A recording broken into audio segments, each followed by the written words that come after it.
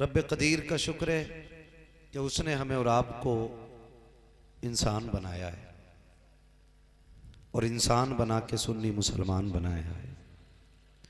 और सुन्नी मुसलमान भी ऐसा मुकद्दर वाला बनाया कि हमारे और आपके हिस्से में बरेली के अहमद रजा खान अता हुए हैं। क्या बात, वाह वाह। ये करम बालाए करम है कि आला हजरत हमारे हैं। और आला हजरत को हम सिर्फ इसलिए नहीं मानते हैं कि वो किसी खानकाह के सज्जादा नशीन है, इसलिए नहीं मानते हैं कि वो किसी मज़ार के मुजाबिर हैं, बल्कि आला हजरत को आला हजरत हम इसलिए मानते हैं कि रब ने उन्हें बरेली में हमारे अकीदे की हिफाजत के लिए पैदा फरमाया। ये एक एक बच्चे की घुट्टी में रहना चाहिए कि जब तक जिंदा रहेंगे मसलक के आला हजरत पे जिंदा रहेंगे। और इमाम अहमद रजा की ये कुर्बानियां हैं कि आज हर सुन्नी का बच्चा बच्चा ये कहता है, वो जो न थे तो कुछ न था, वो जो न हो तो कुछ न हो, जान है वो जहान की, जान है तो जहान है। और उन्होंने हमें सिखाया है, ऐ इश्क तेरे सदके जलने से छुटे सस्ते, जो आग बुझा देगी वो आग लगाई है। यकीन जाने मैं मिंबर से लेके नीचे तक पूरी जिम्मेदारी के साथ एक एक बंदे की तरफ से कह सकता हूं, हम में से कोई बंदा ऐसा नहीं जो ये कह सके कि मैंने आमाल के जरिए आखिरत की तैयारी मुकम्मल कर ली है। कोई नहीं कह सकता, कोई बंदा ये नहीं कह सकता मेरे पास इतने सजदे हैं कि अब मुझे अलग से किसी अमल की जरूरत नहीं। बल्कि हकीकत यह है, बड़े से बड़े आबिद व जाहिद से पूछो कि बख्शे तो जाएंगे, कैसे बख्शे जाएंगे, तो उसका जवाब यही होगा, मेरे आमाल का बदला तो जहन्नम ही था। मैं तो जाता मुझे सरकार ने जाने न दिया, मैं तो जाता मेरे सरकार ने जाने न दिया। सबका यही जवाब होगा। और हजरत मैं देख रहा हूं बच्चे भी ऐसी बैठे हैं जैसे जवान बैठे हुए हैं और सबकी आंखें खुली हुई हैं। इस वक्त में बच्चों को तो कम से कम सो जाना चाहिए था, लेकिन इन बैठने वाले बच्चों से भी अगर हम ये पूछें क्यों बैठे हो, तो बच्चे भी यही कहेंगे, एक आस है, एक उम्मीद है, एक लगन है, एक दुआ है, एक तमन्ना है। क्या सुना है आप हर आशिक के घर तशरीफ लाते हो? अगर पीछे वाले भी महफिल में बैठे तो बोलें, वरना ना भी बोलेंगे कोई बात नहीं है। जब मैं शुरू हो जाऊंगा तो फिर मैं आपको शुरू नहीं होने दूंगा। एक एक बच्चे का जवाब यही होगा, सुना है आप हर आशिक के घर तशरीफ लाते हैं, मेरे घर में भी हो जाए चरागा या रसूल अल्लाह, मेरे घर में भी हो जाए चरागा या रसूल अल्लाह। यकीन जाने हुजूर से जितना प्यार जवान करते हैं उतना ही प्यार हुजूर से बच्चे किया करते हैं। ये मेरे हुजूर के इश्क का कमाल है। बड़े बड़े हसीनों के आशिक देखे गए, बड़े बड़े काबिल लोगों के दीवाने देखे गए। लोग फैन बाद में होते हैं, पहले खुद में समझदार होते हैं। लेकिन मेरे नबी की जात वो है कि जिसके रुखे रोशन से पर्दे हटते हैं ना, तो फिर पत्थर भी इश्क की बोली बोलने लग जाया करते। इसी की तरफ तो मेरे इमाम ने इशारा किया, ऐ इश्क तेरे सदके जलने से छुटे सस्ते, जो आग बुझा देगी वो आग, वो आग, वो आग। इतना आपसे जाकिर भाई ने नहीं बुलवाया जितना मैं बुलवा लूंगा। जो आग बुझा देगी वो आग, बोले सारे, वो आग लगाई है। और हम पहचाने जाते हैं दुरूद के जरिए, सलाम के जरिए। हमारी पहचान कितनी अच्छी है। क्या है हमारी पहचान? दुरूद और सलाम। कुछ लोग पहचाने जाते हैं छोटे पैजामे से,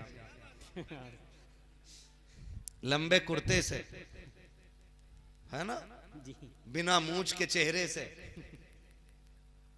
यहाँ के इतने बड़े धब्बे, क्या कहते हैं उसे, कबाब। चचा बता रहे हैं हमारे उसको कबाब कहते हैं, लेकिन कबाब इज्जत वाला होता है, ये सरासर अजाब होते हैं। ये धब्बे से पहचाने जाते हैं और हम दुरूद सलाम से पहचाने जाते हैं। और फिर जालिम कहते हैं कि जी ये शिर्क है, ये बिदअत है। मुझे एक बात याद आ रही है, जन्नती तो हम ही हैं, ये तो क्लियर है। ये मैं नहीं कह रहा हूं, ये बरेली के अहमद रजा नहीं कह रहे, ये फैसला इमाम ज़ैनुल आबिदीन के बेटे ने कर दिया है। मुझे बात याद आ गई, अल्लाह सलामत रखे सारे लोगों को, जिसका मन करे सुने। मुझे पता चला है कि एक प्रोग्राम और भी है आपके इलाके में। वो तो कौम का मिजाज हमारा हो गया है ना, महफिलें भी हमें वही अच्छी लगती हैं जिनमें चटकूले हों, नचनिए हों, गवैये हों। ऐसी कोई महफिल अच्छी नहीं लगती है कि जो हमें हमारी जिंदगी के बारे में बताए। हमें ठगी वाले लोग, धोखा देने वाले लोग, चापलूस लोग ज्यादा पसंद है। मैं आपको एक बात बता दूं, मुझसे कोई ये उम्मीद लेके ना बैठे मैं फ्री की जन्नत बांट के जाऊंगा। जन्नत मेरे बाप की नहीं, जन्नत रसूल पाक की है। और जन्नत उसे मिलेगी जिसे मुस्तफा अता करेंगे। मेरे रजिस्टर में ऐसी कोई लिस्ट नहीं जो मैं उठा के बता दूं कि फला जन्नती है, फला जन्नती है, फला जन्नती है। मेरे रजिस्टर में सिर्फ इतना लिखा है कि मोहम्मद से वफा, तूने तो हम तेरे हैं, ये जहां चीज है क्या लोहो कलम तेरे। क्या बात, हुजूर की गुलामी असल है। छोटे से लेके बड़े तक एक एक बच्चा इस बात को अपने दिल पे लिख ले कि हुजूर की गुलामी असल है, हुजूर की गुलामी असल है। इमाम ज़ैनुल आबिदीन के बेटे इमाम बाकिर, और बाकिर का माना आता है बाल की खाल उधेड़ने वाला, बारीक भी कहिए उसे बाकिर। आपकी बारगाह में कुछ लोग आए, आके कहने लगे हमारा एक सवाल है, जवाब चाहिए। दुनिया जानती है जो सवाल कहीं से हल नहीं होते, वो सवाल अली की चौखट पे हल हो जाया करते हैं। क्या बात है, बेशक। जवाब देंगे? इमाम ज़ैनुल आबिदीन कहते हैं बिल्कुल मिलेगा जवाब।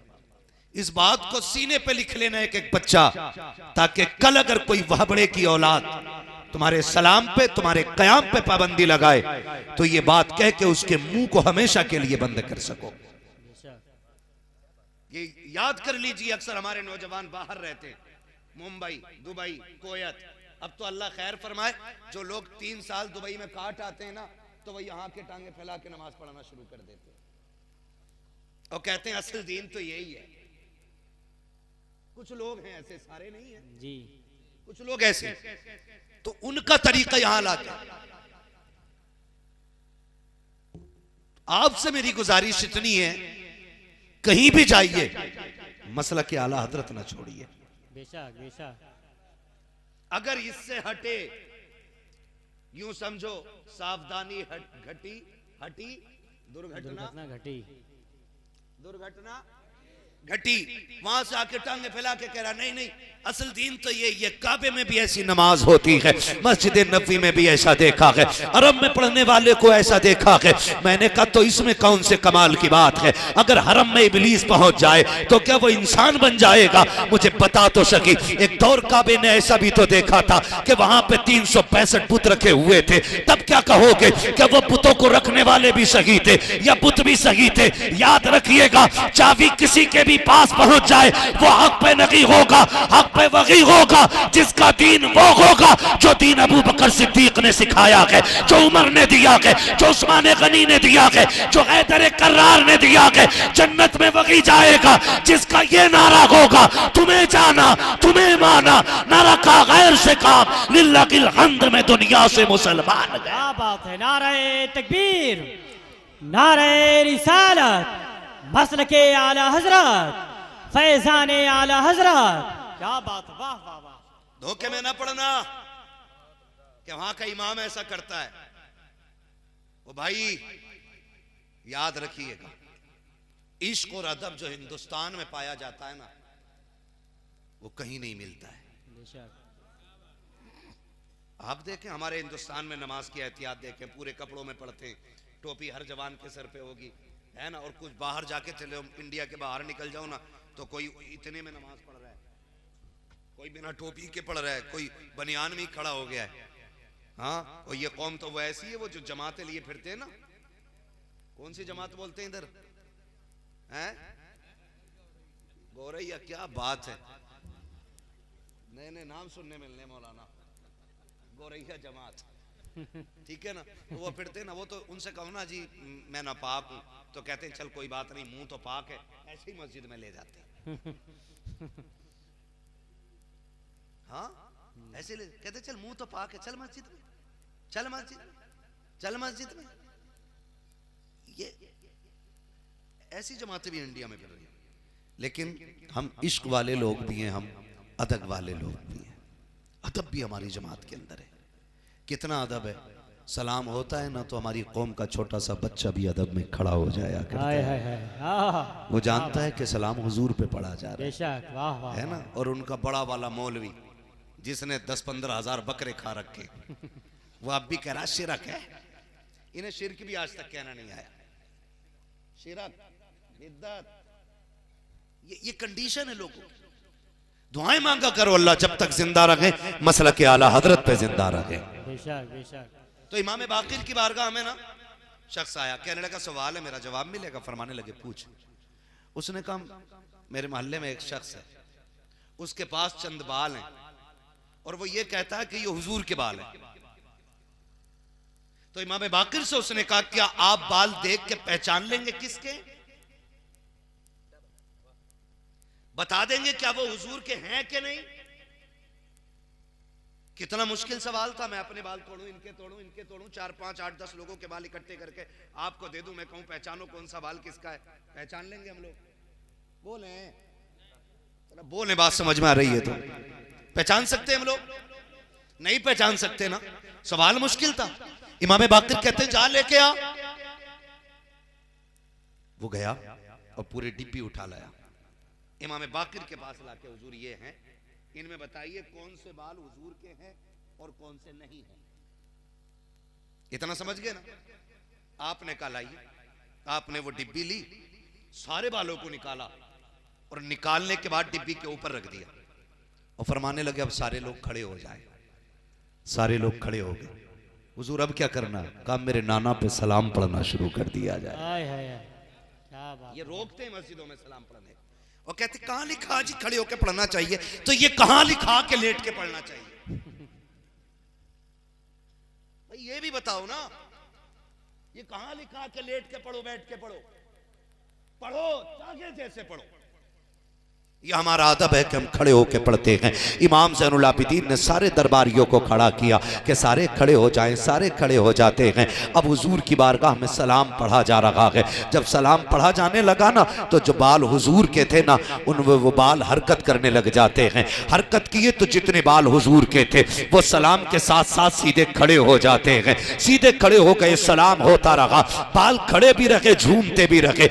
आपने 5 बाल साथ में से लिए और लेने के बाद आपने चूमा, आंखों से लगाया और मुट्ठी में बंद करके कहा ये बाल मेरे नाना मुस्तफा के हैं, इनको लेकर के चला जा। और ये जो 2 बाल पड़े रह गए हैं ये मेरे नाना के नकीक है। कहा अगर वो पूछेंगे पता कैसे चला कि मुस्तफा के कौन से थे और कौन से नकीक है, तो क्या जवाब दूंगा? तो इमाम बाकिर ने कहा था साफ कह देना जो सलाम सुन करके खड़े हो गए थे वो मुस्तफा के कहलाए थे और जो पड़े रह गए थे वो मुस्तफा के नहीं कहलाए। क्या बात, वाह वाह वाह वाह, क्या बात, माशाअल्लाह, वाह वाह वाह वाह। अब ये फैसला नुक्ता पेश किया माशाअल्लाह। क़यामत तक अब जो सलाम सुन के खड़ा हो जाएगा वो मुस्तफा का कहलाएगा।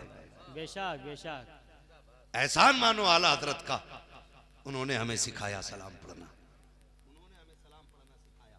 आवाज आती है बरेली से, एक मेरा ही रहमत में दावा नहीं, शाह की सारी उम्मत पे लाखों सलाम। वाह वाह। शाह की सारी उम्मत पे लाखों सलाम। तो उम्मत भी वफादार है, गद्दार नहीं है। फिर आज हर मस्जिद से फजर बाद आवाज आती है, डालती कल्ब में अजमत मुस्तफ़ा सैयदी आला हजरत पे। बोले पीछे वाले भी सैयदी आला हजरत पे लाखों सलाम। आज कौम आला हजरत पे सलाम पढ़ रही है तो शुक्र है रब ने हमें सुन्नी बरेलवी बनाया। बेशक बेशक। टनाटन सुन्नी रज़वी बनाया अल्लाह ने। बेशक हमारे अकीदों की हिफाजत सैयदी सरकार आला हजरत ने फरमाई है, और आला हजरत के जरिए हमने ना बुजुर्गों का एहतराम सीखा है। आज ना फैदान शुएबुल औलिया कॉन्फ्रेंस में ये इन बुजुर्गों की अगर अजमतें हमारे दिलों में आई है ना, तो ये सारी सिखाने वाली इमाम अहमद रजा की जात है। हमें बुजुर्गों का एहतराम सिखाया है, हमें बुजुर्गों की कदर सिखाई है, हमें बुजुर्गों से प्यार करना सिखाया है। ये हमारा मुकद्दर है कि अल्लाह ने हमारे हिस्से में बुजुर्गों का प्यार रखा है, प्यार रखा है। वरना ऐसे लोग भी हैं जो कहते थे कब्रें मिटा देनी चाहिए, ऐसी भी जमात है, कब्रें मिटा देनी चाहिए। हमारा दीन हमें कब्रें मिटाने का हुक्म नहीं देता, कब्रों के निशान बचाने का हुक्म देता है। बेशक बेशक कब्रों के निशानात बचाने का हुक्म देता हमारा दीन, हमारा इस्लाम। तो शुक्र है हम ऐसी फितना परवर जमातों से बचे हुए लोग हैं, बचे हुए लोग हैं। हम बुजुर्गों के मानने वाले लोग हैं, बुजुर्गों के मानने वाले लोग हैं। बस एक बात आपसे कह लूं, ये बात तो क्लियर है ना कि हम सारे पक्के रज़वी लोग बैठे हुए हैं ना जी। बेशक पता लग बेशक जाए, मैं एक नारा लगा दूं ताकि अंदाजा हो जाए कितने सुन्नी बैठे हुए हैं। लगा लूं एक नारा, जवाब मिल जाएगा। इश्क मोहब्बत, इश्क मोहब्बत। आला हजरत बुलंद आवाज़ से वाह। खिचड़ी भी है कि भाई कुछ हाथ नहीं उठे यार, अल्लाह खैर करे, पोलियो तो नहीं है। मैंने ये नारा इसलिए लगाया ताकि पता लगे कितने पक्के रज़वी लोग बैठे हुए हैं। इश्क मोहब्बत, इश्क मोहब्बत, इश्क मोहब्बत, इश्क मोहब्बत। आला हजरत सलामत रहे सारे सुन्नी बैठे हुए हैं। जिंदाबाद। अब सुन्नियों से चंद बातें कर लूं, बर्दाश्त कर लेंगे ना?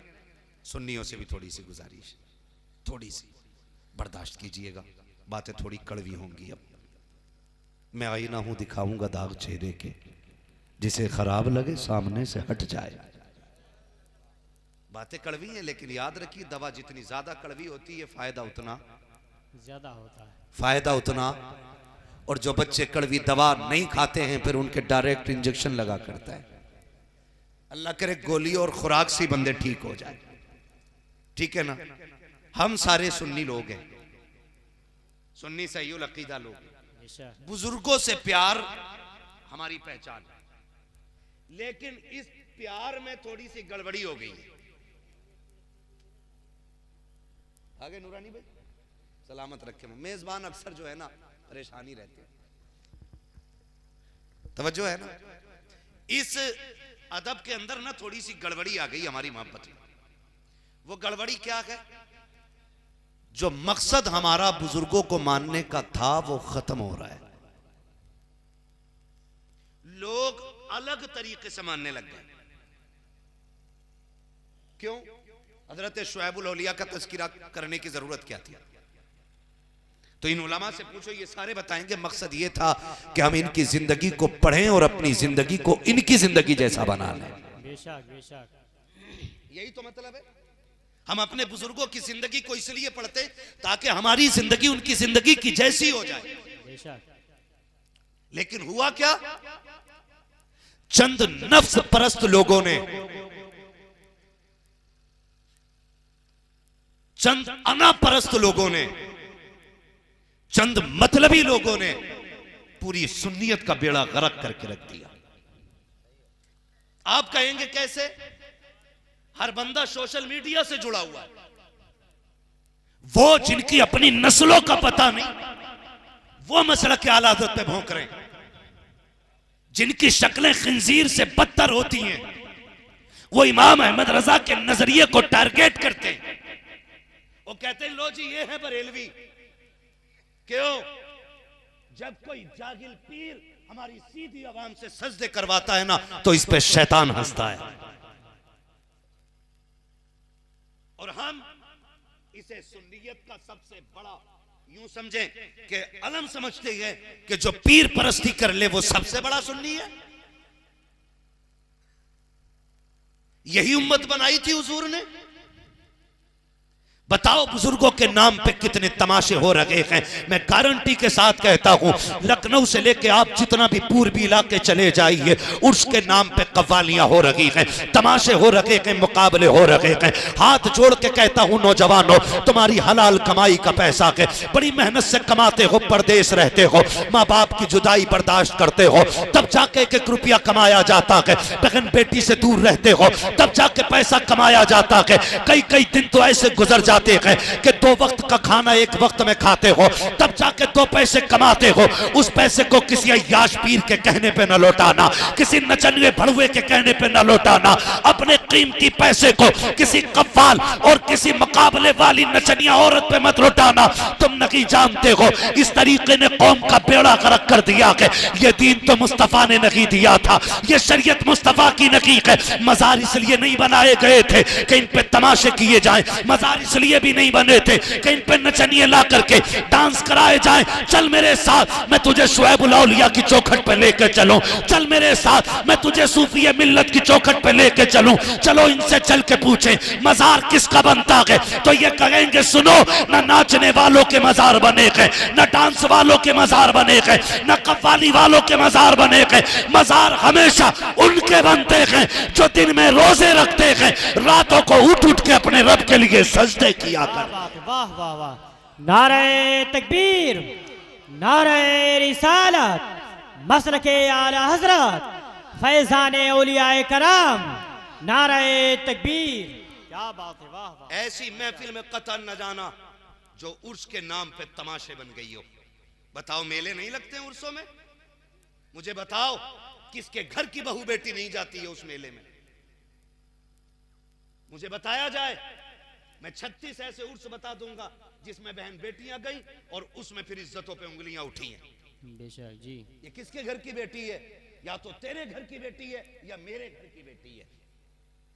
बाहर से कोई नहीं आया है। जिनकी इज्जत लूटी जा रही है वो भी हम हैं, और जो लूट रहे हैं वो भी हम हैं। ये भी सुने कान खोल के। मैंने पहले ही कहा था, मैं आईना हूं दिखाऊंगा दाग चेहरे के, जिसे खराब लगे सामने से हट जाए। इज्जत लूटने वाले भी हम और लुटवाने वाले भी हम। इन लोगों के तमाशे देख के नहीं देखा आपने? आप देखो, हालात देखो मुजाबिरों के। उसने पूछा था किसी साहब ने एक मुजाबिर से, किसकी उम्मत में हो, किसकी उम्मत में हो? तो बुड्ढा कह रहा जी नया नया आया हूं अभी। ये कंडीशन मुजाबिरों की है जो वहां बैठ के फाता पढ़ रहे हैं। फाता में क्या पढ़ते हो? या हसन हुसैन पढ़ते हैं। बताओ, वो हम अंधे हो गए? हम कहां जाने लग गए? किधर चलने लग गए? सबसे ज्यादा होशियार कौम वही थी जिसने मुस्तफा का कलमा पढ़ा था। आज सबसे बेवकूफ बन के रह गए हैं हम। मैं तुम्हें बता रहा हूं कसम खुदा की, कायनात के सबसे बड़े पीर को मोहम्मद रसूलुल्लाह कहा जाता है। बेशक बेशक बेशक। हुजूर से बड़ा कोई पीर ही नहीं। वाह वाह, बेशक। हुजूर से बड़ा, हुजूर से बड़ा, हुजूर से बड़ा कोई पीर ही नहीं है। बेशक। आज लेवल है पीरों के। हैं? एक तो चुटिया बांधे हुए पीर घूम रहा था, एक को देखा मेहंदी लगाए हुए हाथ पैरों में, पता नहीं कहां का मालूम पीर है वो। चूड़ी भी पहने पड़ा है, कानों में बुंदे भी हैं, चुटिया भी है और चूड़ीदार पजामा यहां तक का कुर्ता पहने हुए घूम रहा है, और उसके पीछे पीछे भी लोग चल रहे हैं। ताज्जुब नहीं लगता है? आपसे मैं कहूं, हमें इन फितनों से निकलना है। ये याद रखिएगा, हमारी ड्यूटी अल्लाह ने लगाई है, हम कड़वी बातें करें। हमें आपकी चापलूसी करके आपका पैसा लूट के नहीं लेके जाना है। इतना कड़वा बोल के जाऊंगा कि मरते दम तक बातें याद रहनी चाहिए। बेशक, बिल्कुल बिल्कुल बेशक। चूड़ियां पहन के पीर टहल रहे और हम लड़ गए इसमें, मेरा पीर अफजल या तेरा पीर अफजल है। इस चीज में हम लड़ गए।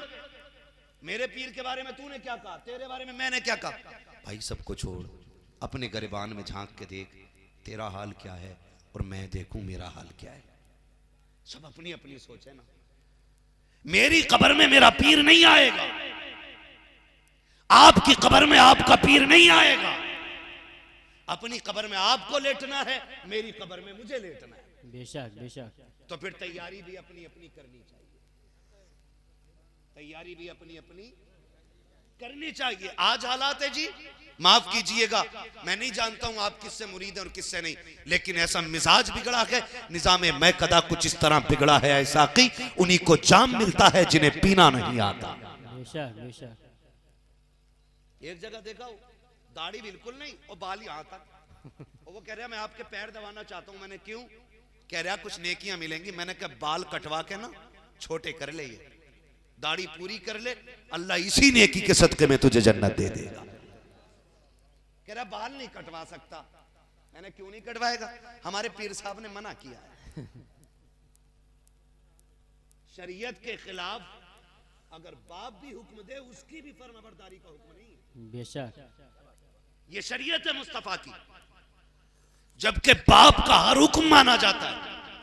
लेकिन अगर शरीयत के खिलाफ बाप कोई हुक्म दे, माँ कोई हुक्म दे, तो उसमें माँ बाप की भी फर्माबरदारी नहीं, तो ऐसे पीर की क्या फर्माबरदारी करनी है जो शरीयत के खिलाफ बाल रखने का हुक्म देता है, शरीयत के खिलाफ तरीके इख्तियार करने का हुक्म देता है। माफ कीजिए, हमने एक पीर को पढ़ा है, दुनिया उस पीर को मुफ्ती आजम आलम इस्लाम कहती है, उस पीर को मुफ्ती आजम कहा जाता है, लेकिन उसके तकवे का आलम यह था, पूरी जिंदगी उसकी कभी मुस्तफा की सुन्नत कज़ा नहीं हुई थी। मुफ्ती आजम उस जात को कहा जाता है जो चलता था तो अताए मुस्तफा का पैकर बन के चलता था, जो बोलता था तो सुन्नत मुस्तफा के दायरे में बोलता था, और फिर फख्र से कहता था, ओ लोगों मेरे इश्क के बारे में पूछते हो तो सुनो, खुदा एक पर हो तो एक पर मोहम्मद, अगर कल्ब अपना तो पारा कर। वाह वाह वाह वाह वाह वाह वाह, जिंदाबाद जिंदाबाद, वाह मुफ्ती साहब किबला वाह। इन्हें आशिक बेशक। कहा जाता है और ऐसे लोगों को सूफी कहा जाता है। आज तो जी माफ कीजिए, जितना बड़ा ब्याज हुआ है ना, और पीर साहब को उठ के 1000 दे देना, कहते सुभान अल्लाह, जिसे जन्नती देखना हो इसे देख लो। ऐसे जन्नत बांट रहा जैसे इसके बाप के पास रजिस्टर पहले से था कि इंदराज तुम्हें ही करना। मेरे लाल अपनी जन्नत की फिक्र कर, अपनी बचा। तेरे कहने से कोई सूद और ब्याज वाला जन्नती नहीं हो जाएगा, इसका मालिक अल्लाह है। और अल्लाह कहता वलसौफ युतीका रब्बुका फतरदा, महबूब हम तुम्हें इतना देंगे कि तुम्हें राजी कर लेंगे। वाह वाह। तो ये सिस्टम उधर है, तो हमने बांटनी शुरू कर दी। माफ कीजिएगा, कभी अब तो पीरों की भी कैटेगरीज हो गई है। एक पीर वो है जो फॉर्च्यूनर में आए, एक पीर वो है जो ठेले पे आए, ठीक है ना, बुरा ना मानिएगा, कड़वी बात कर रहा हूं। एक पीर वो है जो जितना मालदार है ना, तो वो मालदार लोगों का ही पीर है। जो गरीब पीर होते ना, तो वो गरीब लोगों के पीर होते। ये हमने मयार बना रखे। अमीरों के पीर अलग हैं, गरीबों के पीर अलग हैं।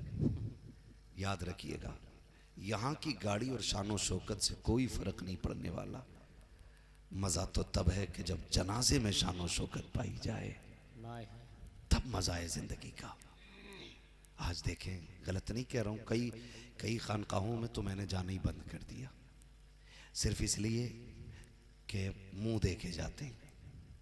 मुंह गरीब आ जाए ना तो उससे मुलाकात भी नहीं होती, अमीर आ जाए ना तो कहते हैं आप फोन कर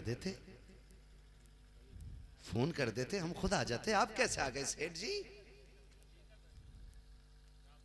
और मुरीदों से कह रहे तवक्कुल अल्लाह रखो, अल्लाह पे भरोसा रखो, और खुद मुरीद के ऊपर पल्ल्या।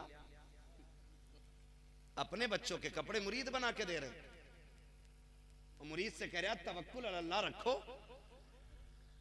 भाई नफरत हो गई इन चीजों को देख के। सबसे बड़ा अगर स्टेटस किसी का है तो वो मेरे नबी का है, और उनका मेयार आप जानते हैं। हुजूर जब मस्जिद के लिए नमाज पढ़ने निकलते ना, तो सहाबा के बच्चे रास्ते में खड़े हो जाते थे और कहते थे हुजूर आएंगे तो उनसे मुलाकात हो जाएगी। और हुजूर हैं कौन?